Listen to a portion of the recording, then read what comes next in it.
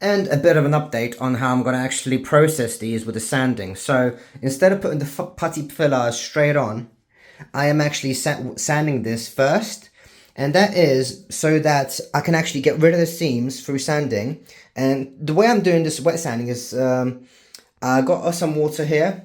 I got this. Now this is plugged into the main, so I am playing with danger here. Now I'm very careful not to get any of the water into the electronics, so I'm taking precautions in terms of, like, when I do, I'm only wetting the buster sword so that it gets wet, so that the sandpaper doesn't get any buildup of the residue.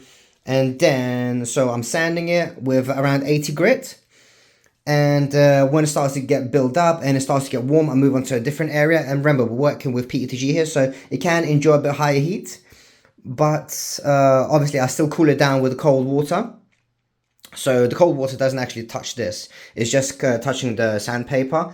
So yeah, there's water on the floor in here, but it's not going to the electronics. So yeah, I know this is a bit crazy, but it works for me. So yeah, why I'm doing this without the putty filler is because once this is sanded down, I can actually touch up with the PETG, and I can fill it in with soldering iron, so I can melt it together any pieces that need some extra.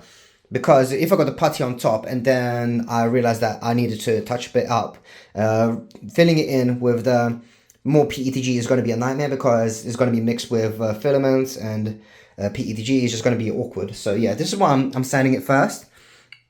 So yeah, 80 grit, water, and then I'm just sanding it with the belt sander very gently. Not very gently, as in just like the way I do it is I hold it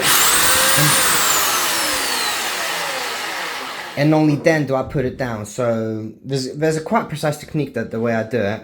I don't think I filmed that. I'm not sure if it's necessary, but it really helps to do this way instead of going for the putty filler first, because I actually waste a lot of putty filler, like 4 cans.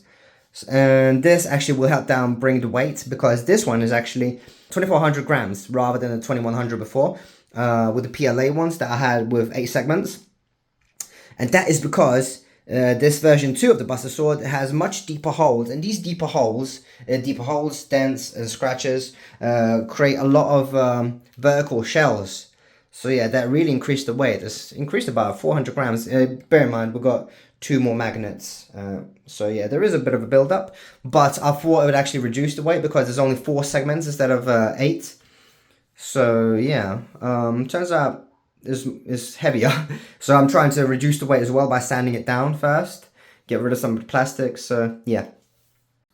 So it's the second session of sanding, and what I've done this time is, after I wiped it down, I colored the seams with black marker pen, so that when you sand down again, you can see what it's actually getting. So all the areas that are not sanded down, that's an area that needs to either be raised, or this needs to be sanded down a bit further.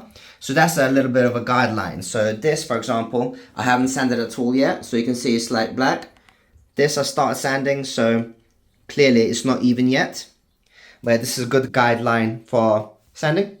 Sanding it a bit more, so you can see this is where the seam was. So this gap is very nice. However, this side, this is a bit too low and this is too raised. So you need to get this area sanded down so they're even, basically.